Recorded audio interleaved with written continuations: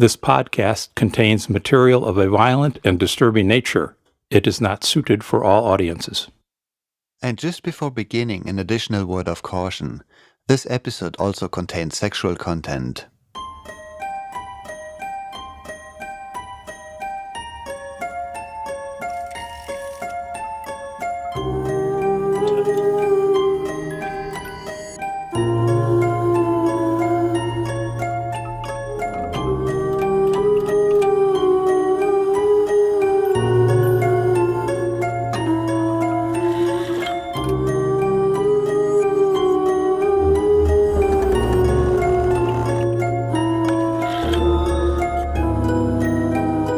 Welcome to episode 7 of Horror Tales, a podcast in which you can sit back and listen to a scary story. My name is Max Ablitzer and I'm the producer of Horror Tales. You can follow me on Facebook at Horror Tales Podcast, on Twitter at Horror Tales Pod, or on Instagram at Horror Tales Pod. There you can see pictures of the recording sessions. To support the show, please leave us a friendly review on your preferred podcatcher and share the podcast on your favorite social media. Today's story was written by Christopher Slatsky and first released in the anthology Resonator, New Lovecraftian Tales from Beyond. It is called Maudit.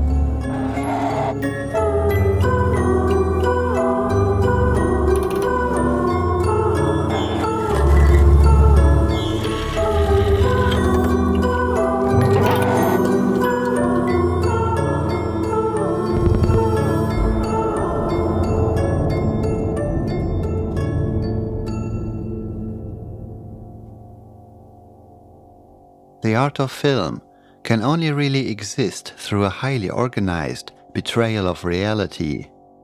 François Truffaut.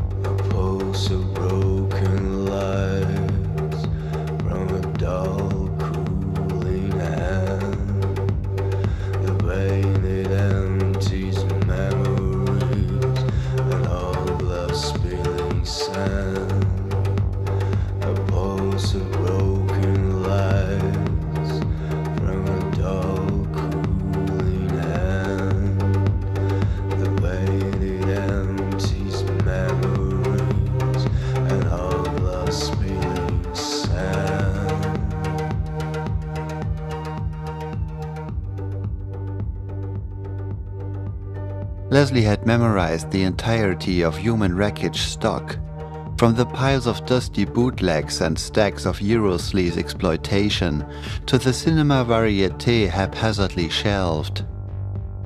The store's walls were papered with posters of rare and lost films. He was particularly fond of a ghastly yellow print depicting a smiling young woman holding a trifine drill poised just above her shaved scalp. "You're a horror guy, right?" Paula looked up from counting her till.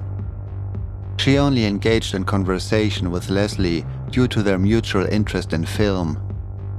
His incessant loitering around her business and refusal to purchase anything made her reluctant to open the store every morning. Leslie nodded, continued reading the description on a Japanese VHS import of An Orgy of Entrails. "Someone dropped these off this morning." Paula held up a handful of black and white photocopies. They depicted a movie screen, a jumble of women's heads and naked torsos stacked on the stage below. The film titles were printed in tiny, cramped letters, difficult to read on the cheap reproduction. Leslie was only able to make out Lust of the Vampiress, Slit Slut, and something that may have been Dull Humiliation. The date and showtimes were listed just above the event's name. Abattoir Fest. Film festival? Looks like it. Mostly Euro schlock, jello shit.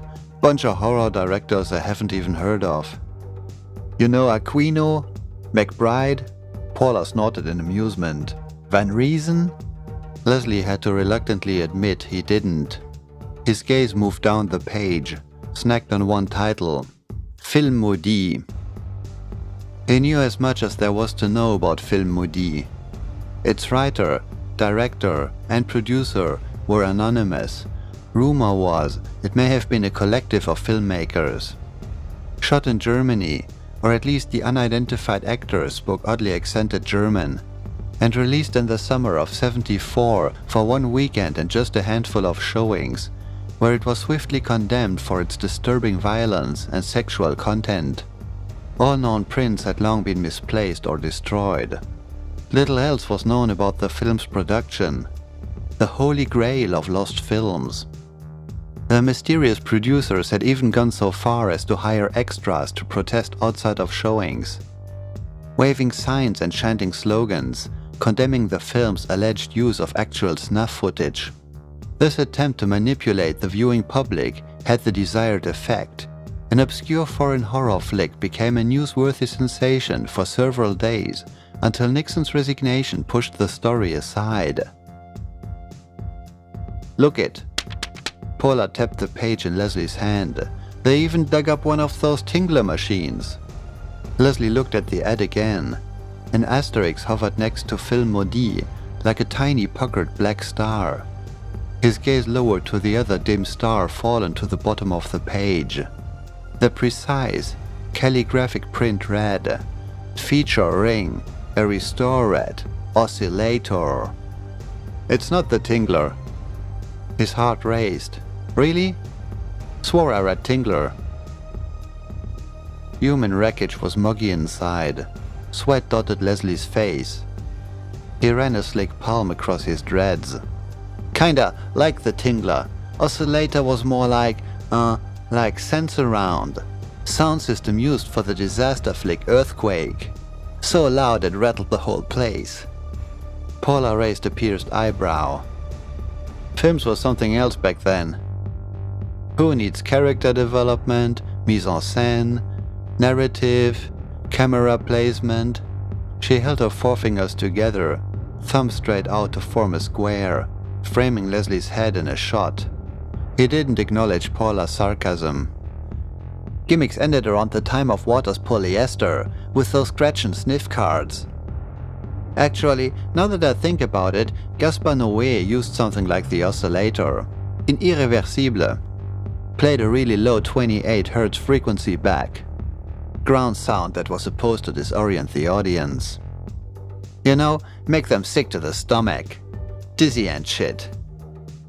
Oscillator did something like that too, but more psychedelic, like those CIA programs blasting the public with high-frequency sound waves, incapacitating the central nervous system, make the enemy hallucinate, wig out. Leslie wiggled his fingers in the air to emphasize his point. Paula folded her arms across her chest. Not my idea of a good movie night. Film Maudit wasn't supposed to be entertainment. It was supposed to be an ordeal. The oscillator was gonna change the way people watched film, like actually physically fuck them up. Everyone was gonna be altered, not just because of the sound, but the environment, the experience itself. Paula leaned back against the counter. You ever see Through a Glass Darkly? Great use of sound. The scene with the roar of the helicopter's engine triggering Harriet Anderson's breakdown. Damn, what a performance. The film has its own language, like how we know what it sounds like when someone gets punched in the face, but it's a completely different sound when it happens in a movie. Its own way of communicating the five senses, different than real life. What's the gore like? What? It's Bergman. You do know there's more to film than tits and blood, right? Leslie stroked his chin in full contemplation. Maybe. Anyway, so few people saw Film Maudit, there's not much to go on. The handful of critics that went to a screening refused to describe the plot. Just wrote shit about it, tore it to shreds. Even accused the theater employees of slipping acid into their RCs. Paula laughed. LSD, now that's a gimmick Castle never tried. She gestured towards the sheet. Festival is at the old Klein Theater on Borough Street. No idea that place was still around. Leslie was just 10 years old when he'd seen his first film unattended at the Klein. Sorority Bloodbath. The gruesome makeup effects, gratuitous nudity, and vestigial plot led to his love of underground films. The filthier, the better. Last he'd heard the theater had closed down and became a refuge for the city's booming junkie population. He hadn't heard that renovated and reopened. Supposed to spend time with my daughter that weekend, but I think I can talk her mom into watching her. I deserve some me time, right? Asking the wrong person. You going? No can do. Berman is coming to the store that night with the lead to do a signing for Craniofacial Holocaust. Don't expect a big turnout, but there are some hardcore gorehounds that'll waste some time talking to the director. Who knows, one of the little leeches might actually buy something. Dreaming of something more, hoping for something less, left to their own devices, silent bodies left to bless.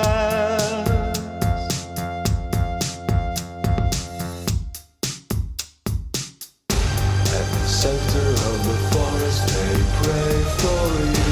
At the center of the city they pray for you. At the center of the forest they pray for you. At the center of the forest they pray for you. At the center of the forest they pray for you. At the center of the city they pray for you. At the center of the forest they pray for you. At the center of the forest they pray for you. At the center of the forest they pray for you. At the center of the city they pray for you. At the center of the forest they pray for you. Leslie should have been excited he was on the way to Abattoir Fest. But he was still fuming over his daughter's inability to do even the most basic chores around the apartment. He was tempted to just stay on the bus until it took him away from this ugly city, away from Samantha and a girlfriend who constantly made excuses for their kids' problems, away from an existence that drained him that much more each day, and replaced the void with the realization the best life had to offer had long passed. Sure, he'd overreacted, but it wasn't his fault. For Christ's sake, Samantha was 14 now. He didn't care if her delayed development was a challenge. She'd enough brains to know not to piss herself again. The bus passed through dilapidated neighborhoods. He hated to waste fare on a ride to the Klein, but he couldn't afford another DUI. The graffiti-streaked windows presented a haggard man. Grey dreadlocks, red furrows of razor irritation, 4-day-old stubble on his cheeks like smears of ash. His reflection looked like a battered thaumatrope, face intermittently broken by the dim streetlights. The driver pulled into a part of town where starlight slid off pale concrete and bounced from cracked glass at just the right angle to paint the buildings a tarnished lead hue.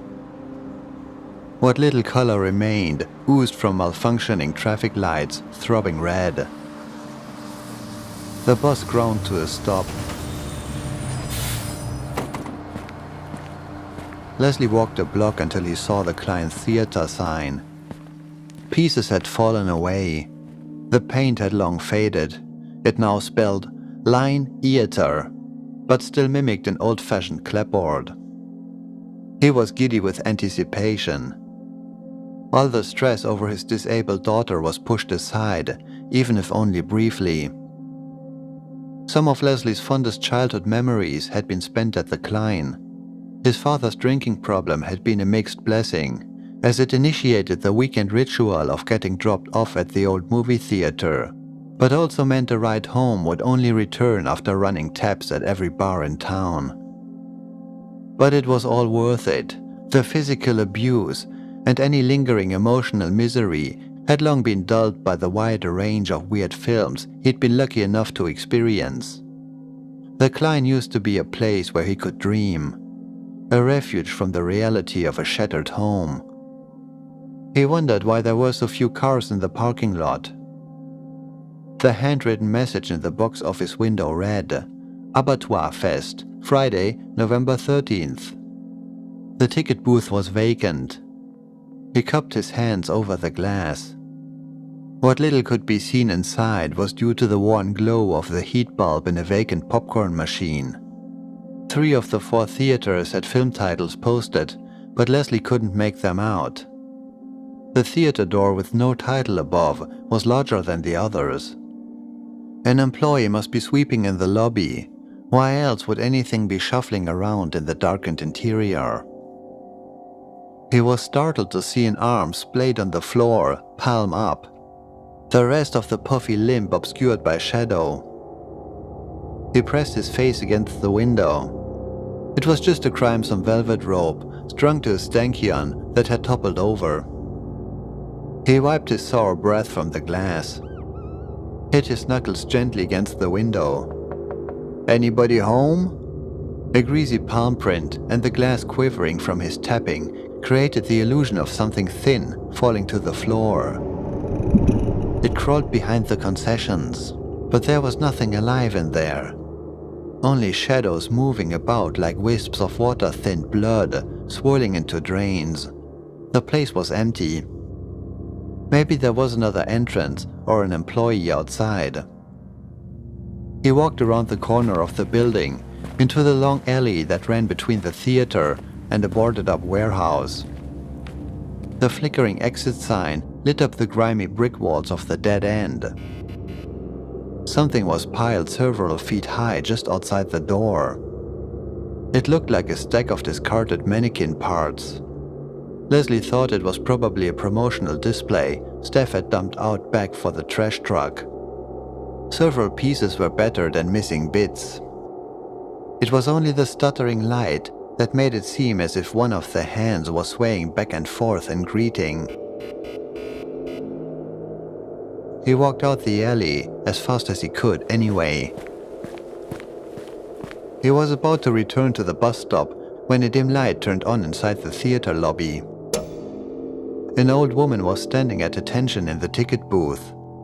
The illumination stained her skin the color of pewter. "I was worried the festival had been cancelled," Leslie said good-naturedly. The old woman didn't respond. "One for Abattoir Fest." Binge drinking over the last few hours made Leslie's inflection come across more demanding than intended. The woman didn't acknowledge his presence. "So they actually got an oscillator up and running?"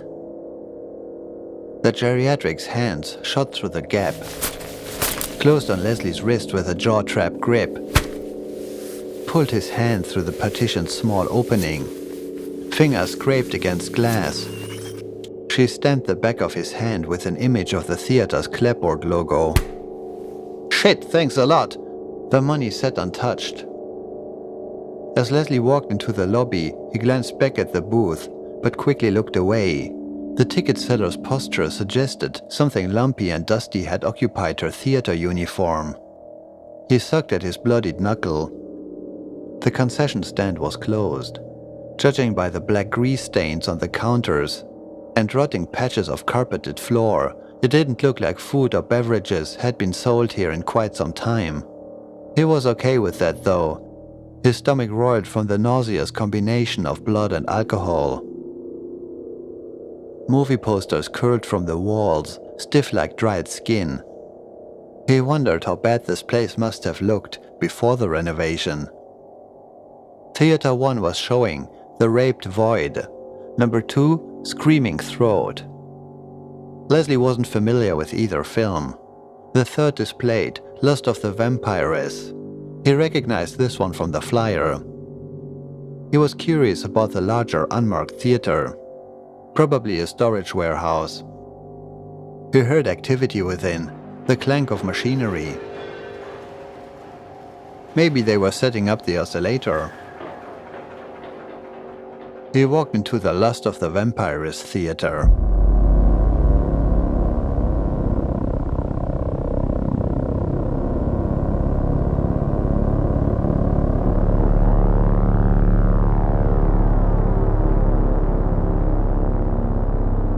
The seats were a plush burgundy and surprisingly elegant.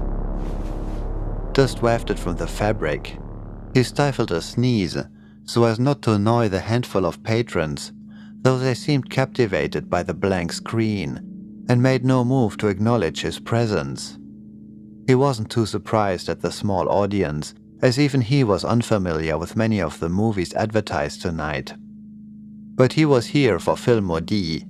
Everything else was filler. Movement caught his eye. He glanced up at the ceiling. Several panels were missing, their vacant squares dark and ominous at the entrance to an abandoned house's attic. He turned his whole body around to look to the projection room, hoping to catch a glimpse of the oscillator being prepared, or even any evidence such a device existed and wasn't simply an invention to draw ticket sales. There was nothing but the dark window. He realized he didn't have any idea what an oscillator even looked like.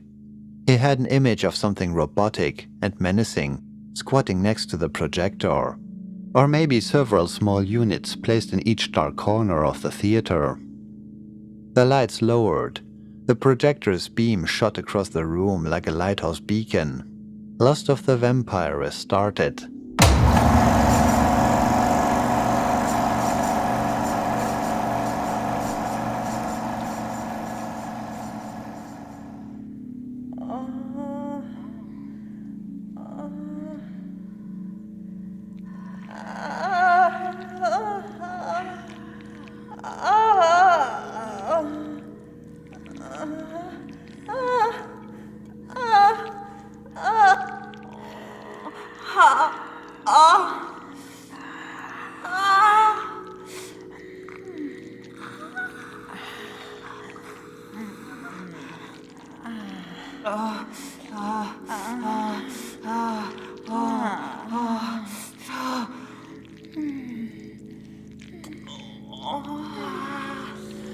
Oh.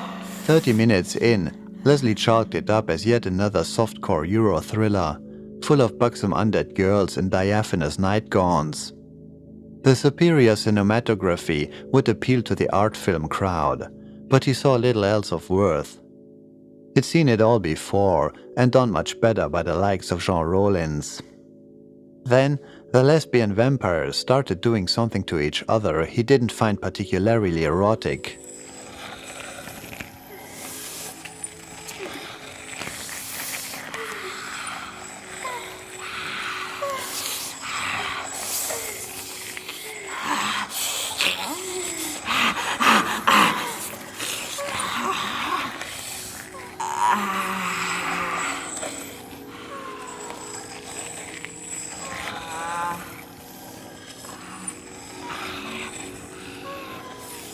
The gestures were overwrought. There was far too much chocolate sauce-colored blood on the voluptuous actress's thighs. Something lying just beneath the soundtrack's surface suggested breaking glass or rust forming. Leslie found himself looking away twice. On the third occasion, he confronted the screen with his gaze, but something in his peripheral vision needled him for attention. He was frustrated with his childishness. He wasn't some kid peeking between his fingers at an actor in a rubber suit, stalking some damsel in distress. He'd managed to sit through crush films, and even a snuff flick he thought might be legitimately illegal. This was nothing. One of the viewers in the front row began wriggling in his seat, tilted his head back, and moaned loudly.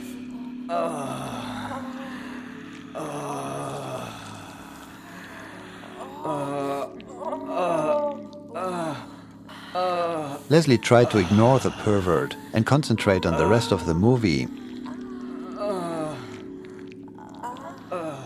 Had the staff activated the oscillator? He hadn't seen anyone working here other than the old woman in the ticket booth, but he was sweating profusely, a nervous knot clenched in his gut. He had no idea why anyone would have started the device during the film though. He'd assumed it was for film Maudit only.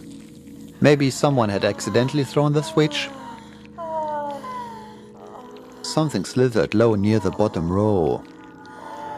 It moved with a muscular grace, like a python wrapping itself around a branch, reflecting a grey, moist hide. Leslie pushed himself up in his chair, peered into the gloom. Just a glistening stain and erratic light warming across the floor. The next feature started immediately. Filmed in Phantascope flashed on the screen. Music swelled as MDCCCCLXXXVII was followed by a crude hand-drawn intertitle. The latest in blood and guts. The soundtrack erupted with a chorus of unfamiliar animal cries, spiraling into screams. A menagerie of species Leslie didn't recognize paraded on the screen.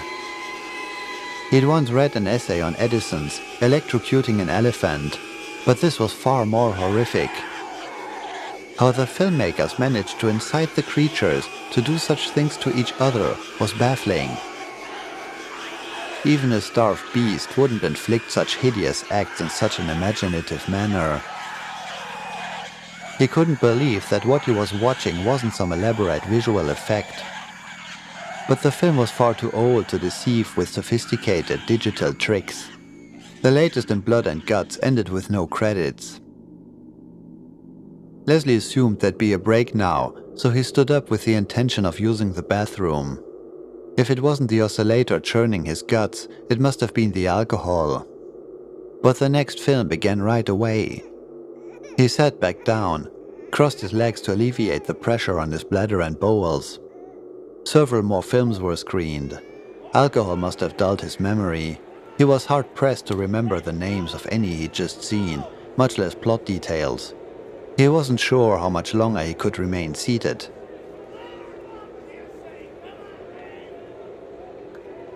Finally, film Maudit began. Leslie clapped but stopped when someone a few seats down turned to glare at him. He thought it was cool that some horror fans were so devoted they'd dress up in grotesque masks, even for a small festival like this. He tensed, listened for any auditory cues. A blinking light in the dark. A change in the air. Nothing. But they must have activated the oscillator. Why else would the ale seat seem to be undulating like waves?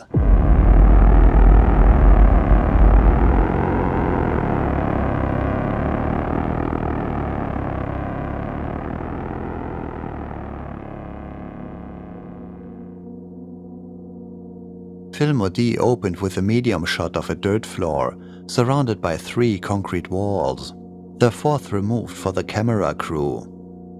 An uncomfortably young-looking girl sat in the center of the room. She was naked and kneeling, face covered by a mauve paper butterfly mask. Her arms and stomach were wet with fake blood that looked like the melted crayon waxy gore in Profondo Rosso. The girl's skin, her mouth, the way she moved, all seemed hauntingly familiar. She slowly stood.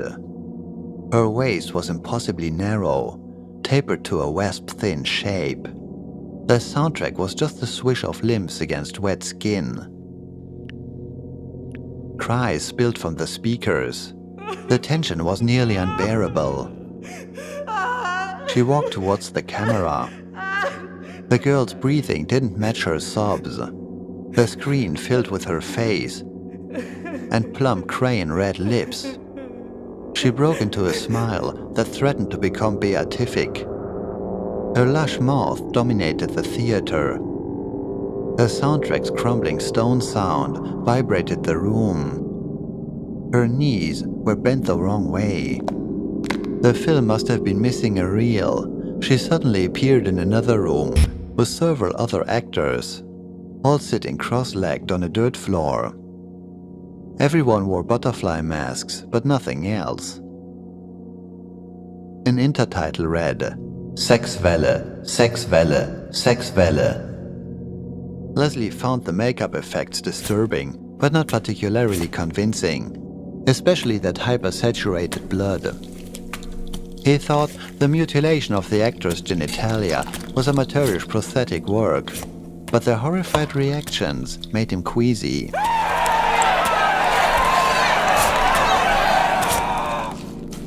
Not bad for such a low-budget sleaze fest. The audience sat completely motionless, slumped at awkward angles on their plush seats. The masturbator was mewling in what Leslie thought was prelude to orgasm. On listening further, it sounded more like the panicked cry of someone too deeply submerged in nightmare to wake up.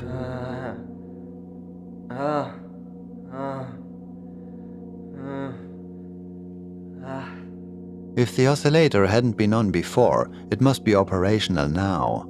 A growl reverberated, rattled Leslie's chest, spread through his muscles. The theater walls felt as if they were closing in. Film Maudit was off somehow, the frame rate wrong. Leslie still had to use the bathroom. He needed to talk to management, request they turn off the oscillator. That should clear things up. He stumbled up the aisle, couldn't believe he was taking a break from a film he'd always dreamt of seeing.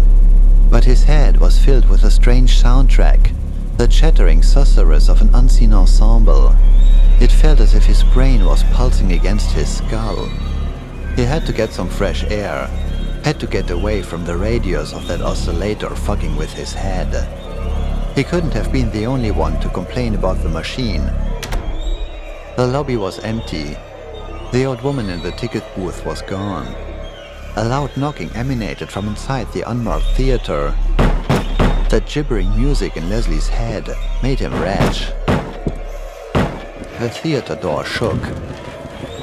Something within made the sound of oily plastic sliding against rusty metal. The clank of gears and a moaning like blowing into a bottle. Someone frantically pummeled against the other side of the door. Leslie took a step away, but not quick enough to avoid the door striking him in the face. Metal hinges tore. A stray screw sailed across the room, pinked off the ticket booth's glass. He collapsed, cheek and chin pressed so forcefully against the filthy carpet, he no longer looked like himself. An impossibly thin figure stood just inside the theater. Its form subtly distorted, not bilaterally symmetrical, like a poorly constructed clay model, one side drooping lower than the other. The screen behind it glowed with an otherworldly haze. Atavistic images caroused up there. Odd animals frolicked, clucked and chittered and brachiated, and crawled in a sinuous manner with difficult-to-define limbs. A little girl stepped into the frame from the right. Her face was shiny.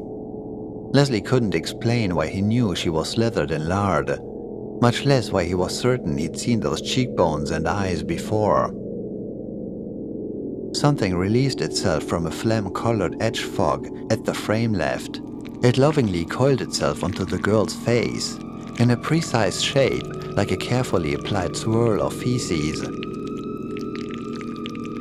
She was silent as several other weird predators joined in to rend her features anonymous.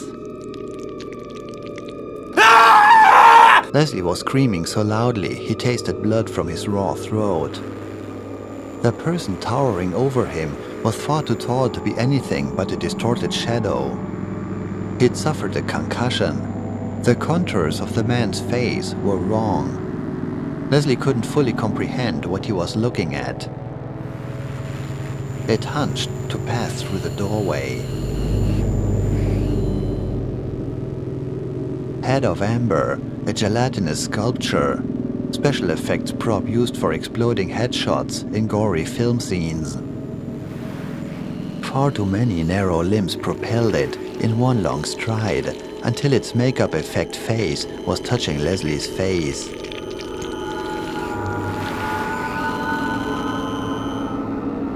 Invisible bodies press against him, slide over his skin with the texture of tangled kelp bulbs, washing over a drowning victim as he sinks into unconsciousness.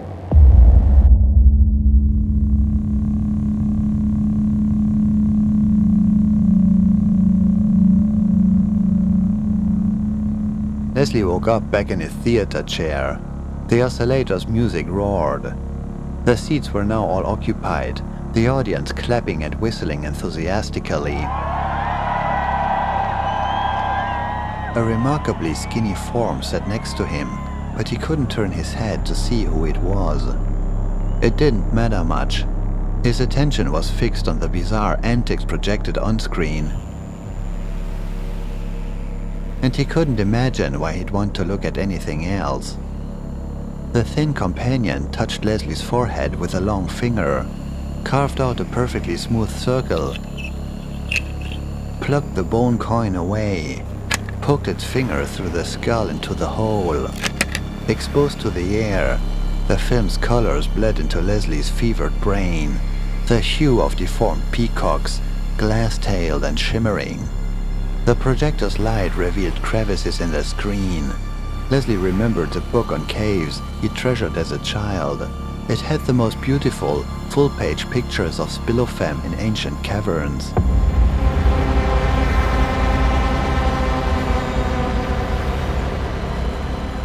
Film Moody's third act. Something with far too many tongues smeared its saliva across an expanse of hairless flesh stretched taut across the room. The camera panned up its length to a pair of swollen eyes framed by a mauve butterfly mask. The audience hooted and screeched, wriggled in their seats with excitement. Upright ticks, starved bags of viscera, adorned with hair and teeth, clamoring at the screen for nourishment. They turned their far too large heads towards the rear of the theater and siphoned the projector's light into mouths as dark as a changeover queue. The projector's drone masked all other sounds. The dark filled with colors, both wonderful and impossible. The wound in Leslie's head slurped more light into its depths. He could truly see now, true sight finally recognizing those eyes on the screen. An intertitle appeared. The streets grow active with feral hunger. "Stop the film, please," Leslie whimpered. After Samantha had failed to develop normally, Leslie quickly realized that watching a loved one suffer the pangs of existence would slowly destroy him as well. It wasn't his fault she'd never have a normal life. It wasn't his choice to be saddled with the responsibility for a girl that would never read a book without assistance, drive a car, or graduate from college. He knew he was selfish and petty and abusive, but existence was all that and more. The universe wasn't apathetic, it simply had an obscene sense of humor, and Leslie was the victim of a genetic pratfall he'd named Samantha. "You can turn the oscillator off now. I don't want to see everything anymore." The final intertitle flashed on the screen. "Scavengers scurry from the sewers to lap at the wet afterbirth of night." "I don't want to dream anymore. Please." He prayed the reel would change, but he knew it never would. As Samantha's eyes filled the screen, the camera pressed in with a Zolly shot. A phosphorus white light filled Leslie's vision. A light as harsh and raw as peeled stars flooded the theater.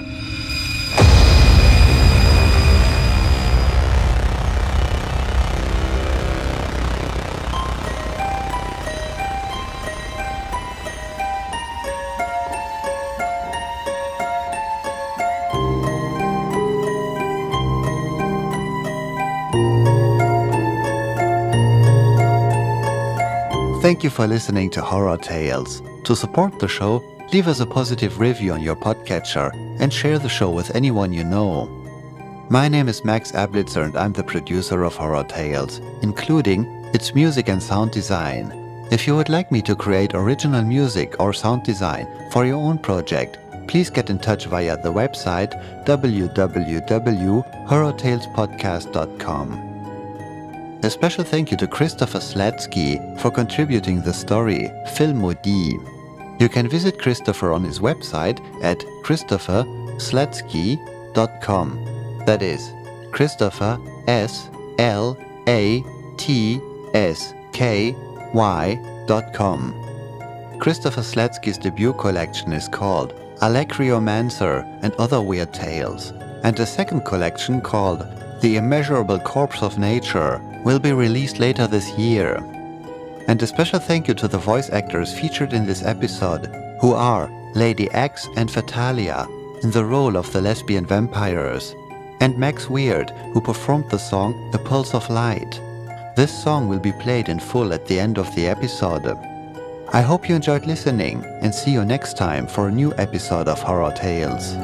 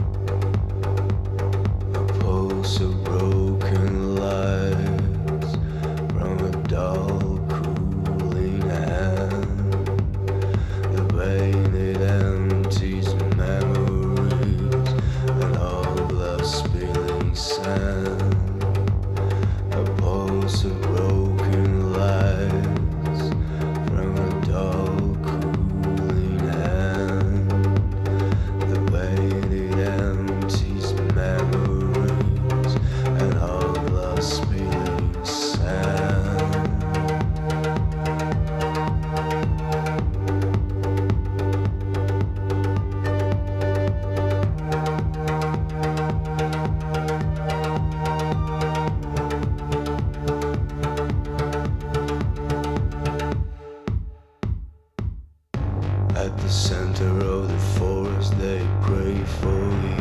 At the center of the city they pray for you. At the center of the forest they pray for you.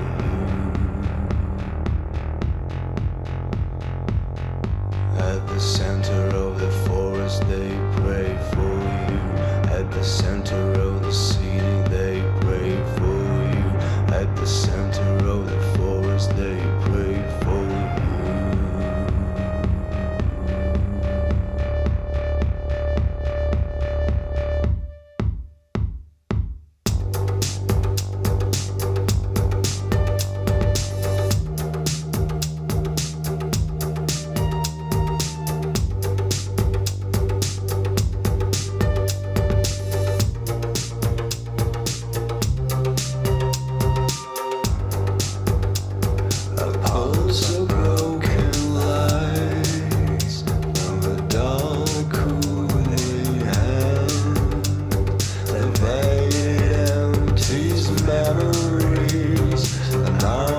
Spinning sand, a pulse of broken lights from a dull cooling hand. The veil empties memories, an hourglass spinning sand.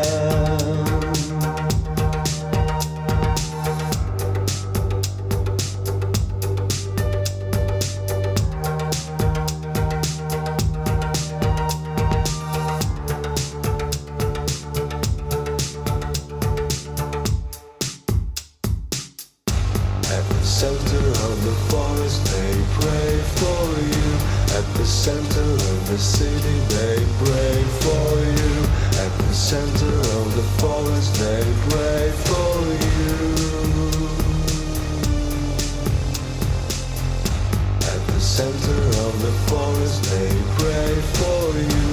the center of the city they pray for you. At the center of the forest they pray for you.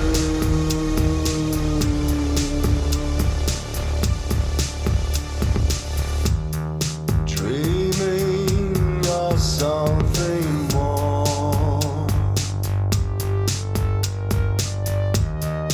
hoping for something less,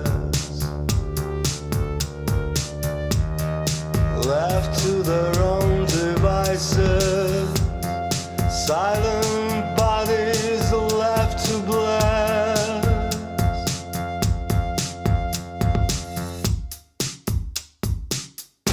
At the center of the forest they pray for you. At the center of the city they pray for you. At the center of the forest they pray for you. At the center of the forest they pray for you. At the center of the forest they pray for you. At the center of the city they pray for you. At the center of the forest they pray for you. At the center of the forest they pray for you. At the center of the forest they